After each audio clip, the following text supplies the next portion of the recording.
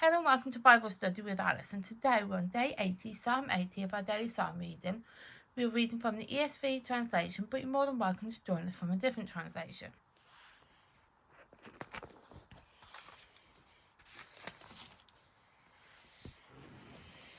As you can see, we are on Psalm 80. These videos are filmed in real time. Today's date is the 22nd of January 25 and it's a Wednesday. You can find the previous 79 Psalms in the playlist below. There is a disclaimer as usual, and that is when these videos are unedited and also probably stump my wording. Let's get started.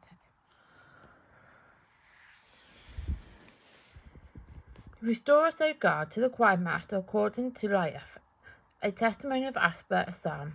Give ear, O shepherd of Israel, you who led Joseph like a flock, you who are enthroned upon the cherubims, shine forth before Ephraim and Benjamin and Manasseh. Stir up your might and come to save us. Restore us, O God, let your face shine that we may be saved.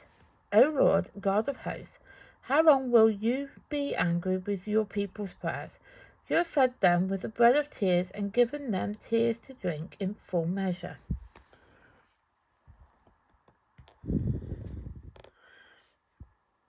You make us an object of contention for our neighbours, and our enemies laugh among themselves.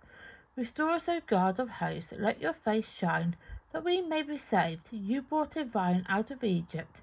You drove out the nations and planted it. You cleared the ground for it. It took deep roots and filled the land. The mountains were covered with its shade, the mighty cedars with its branches. It sent out its branches to the sea, and it shoots the river. Why then have you broken down its walls, so that all who pass along the way pluck its fruits? The boar from the forest ravages it, and all that moves in the field feed on it. Turn again, O God of hosts, look down from heaven and see, have regard for this vine, the stock that your right hand planted, and for the son whom you made strong for yourself. They have burnt it with fire, they have cut it down. May they perish at the rebuke of your face. But let your hand be on the man of your right hand, the Son of Man whom you have made strong for yourself. Then we shall not turn back from you. Start again on 18. Then we shall not turn back from you. Give us life, and we will call upon your name. Restore us, O Lord, God of hosts. Let your face shine, that we may be saved.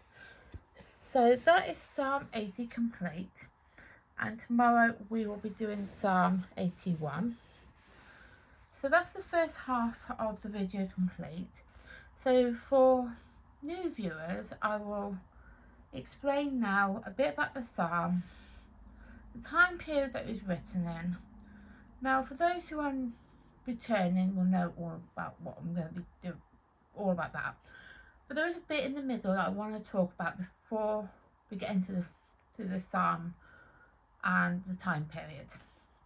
So with the book of Psalms, it's written obviously over a vast period of time, and there are three sections I want to talk about. Two link up with each other and the other one doesn't.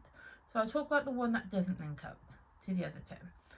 So the first bit is there are Psalms where the time period is known, but they don't know exactly,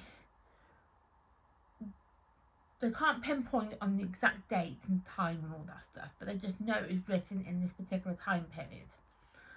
And with that psalm, we like psalms like that because it's always good to have a psalm that has a time period linked to it.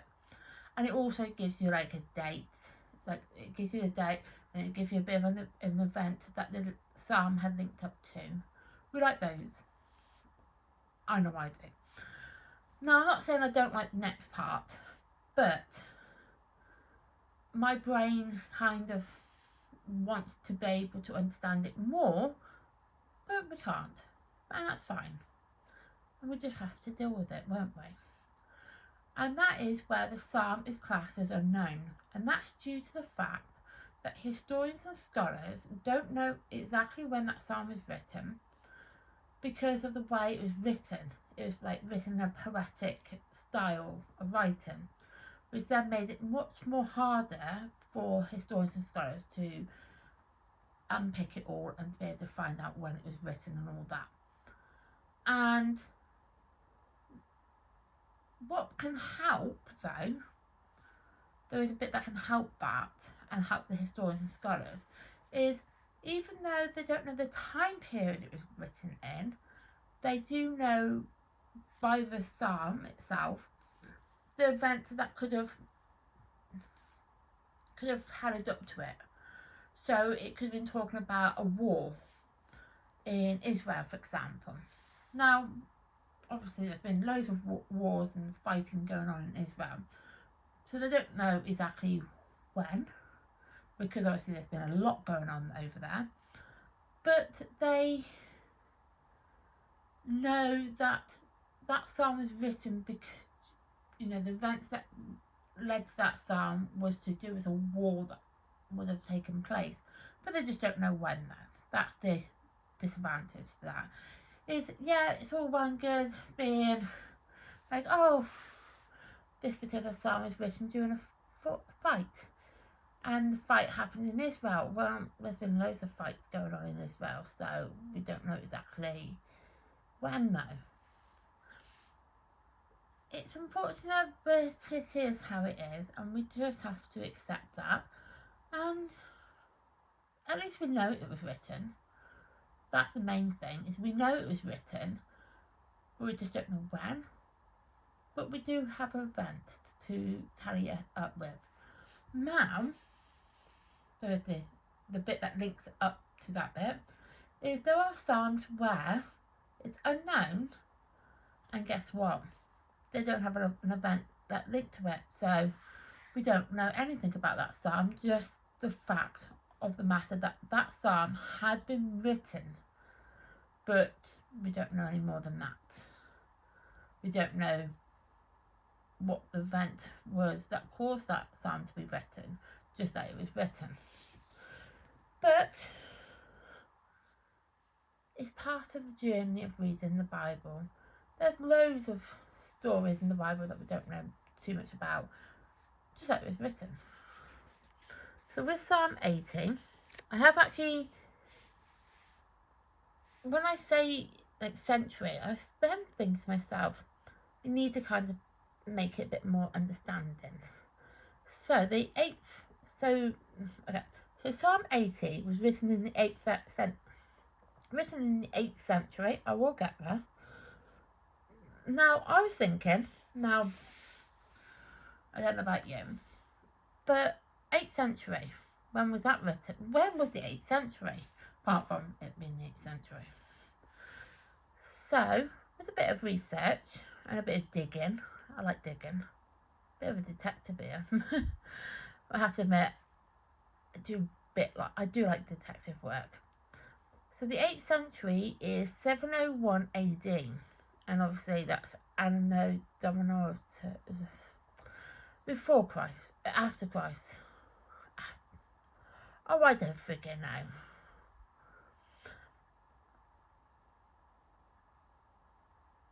I would say it's BC. I'm going to change that because that can't be right. Can I be right? No.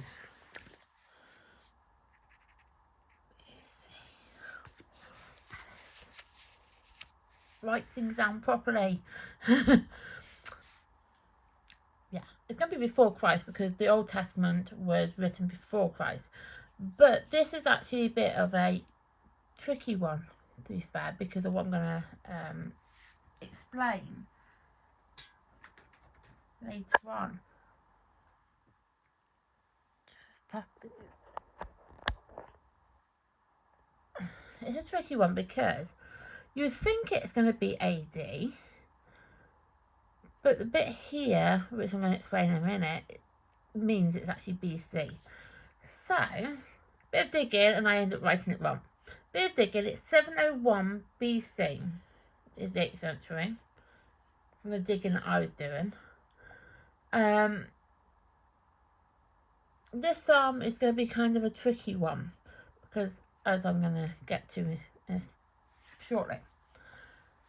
So this particular psalm is a lament. I need to rewrite up the lament numbers because I missed this one off as well. Very good at this. And expresses the desire for God's help and restoration and is considered as messianic psalm.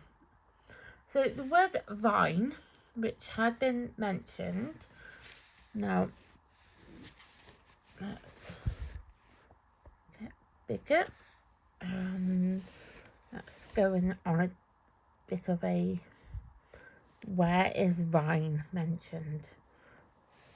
I'm not very good at this today. It is early morning, I'm not gonna lie. Right, there, found vine.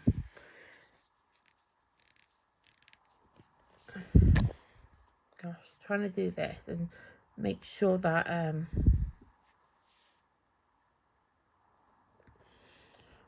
so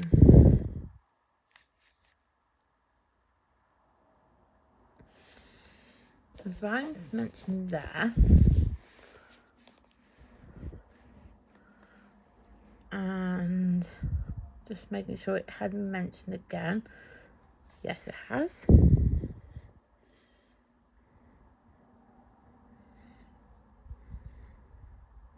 I say that. I now can't see it.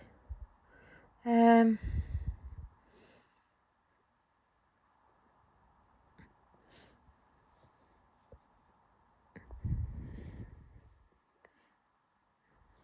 can see it. I can't freaking find it. 14.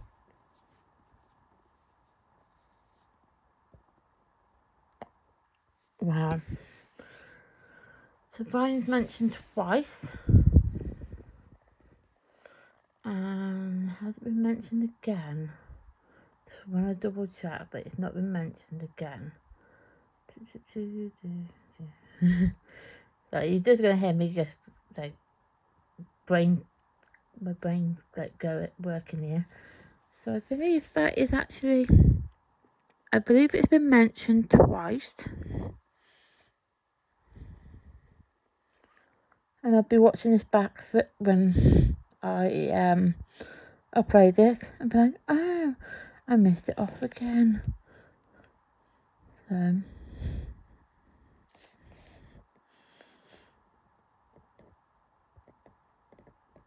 I believe that is it. If I have missed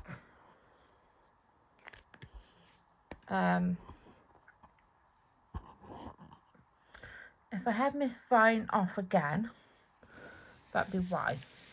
Because it's the man managed to miss it off this time. So Vine had been mentioned in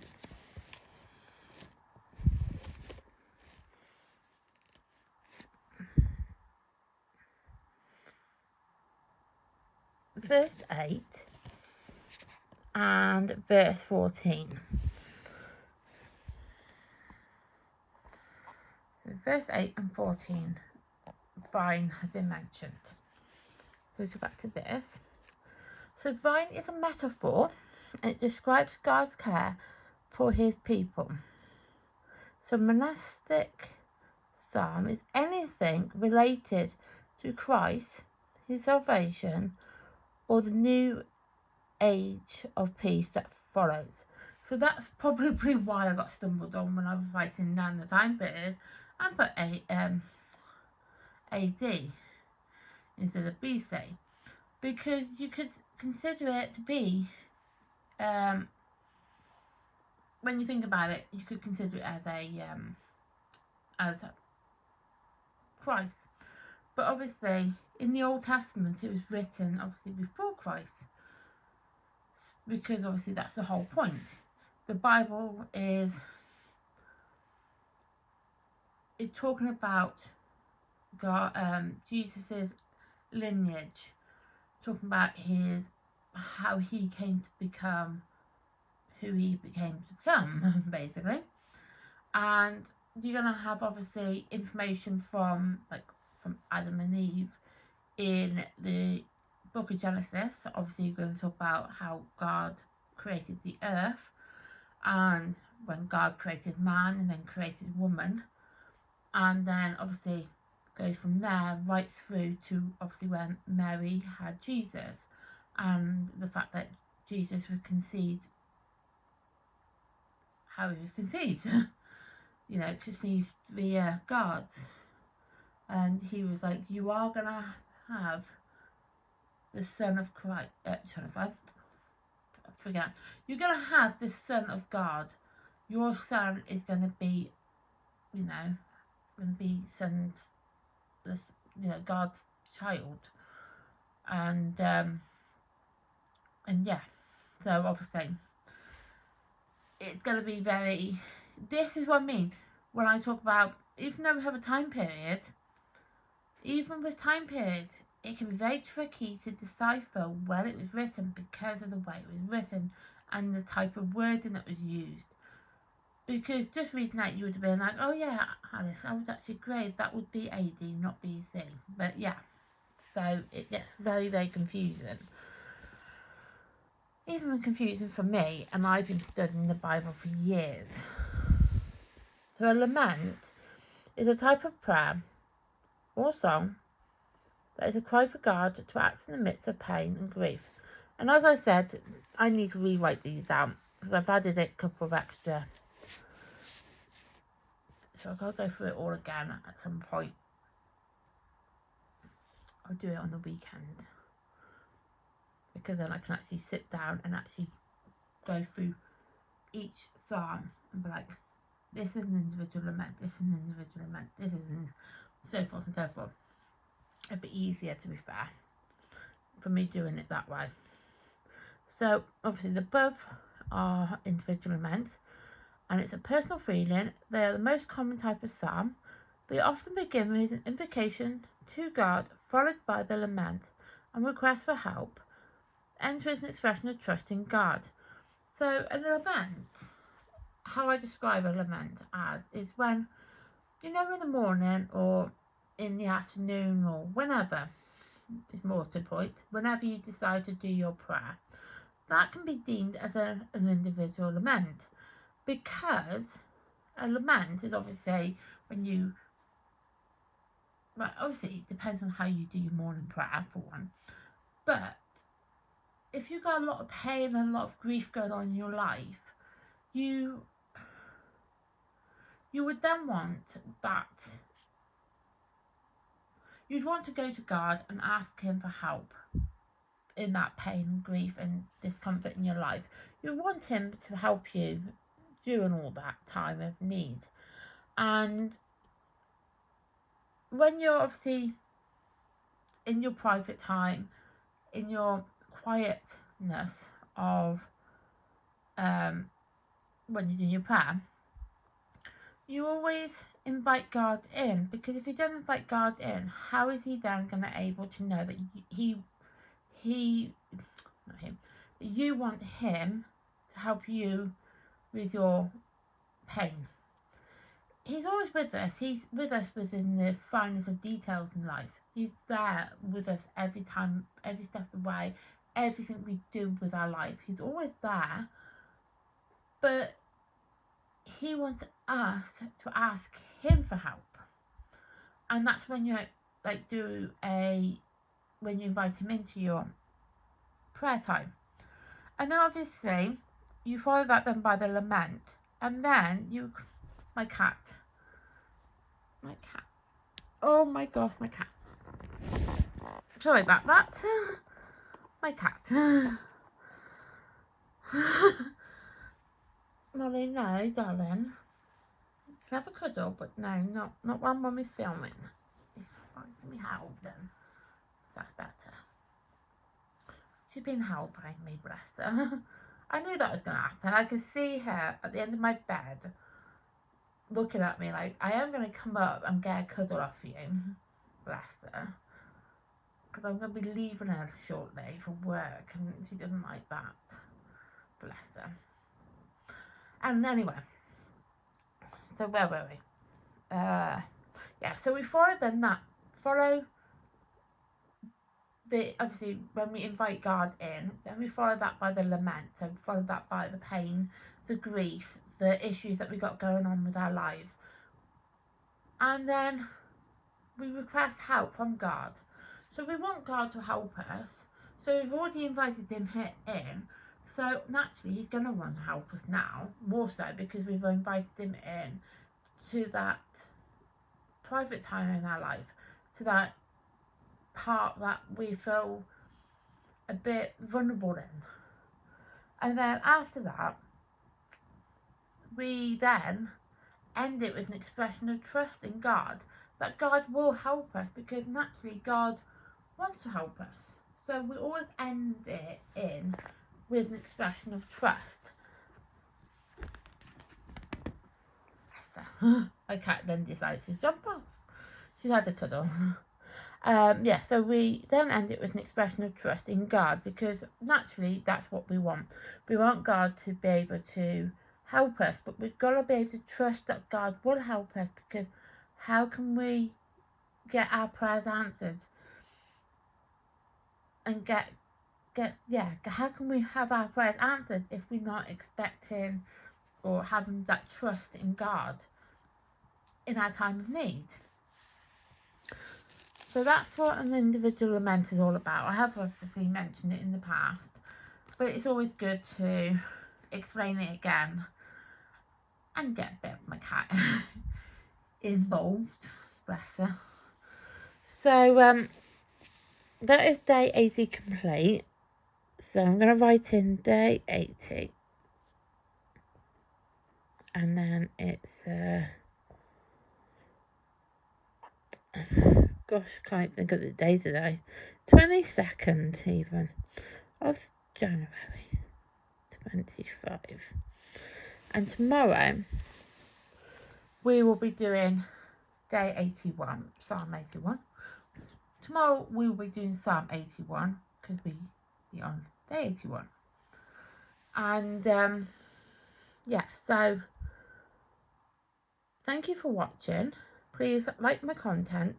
Please subscribe to my channel. I would really appreciate it if you could. And please turn on the notification bell so you get notified of when videos like this gets uploaded to the channel. Thank you and goodbye.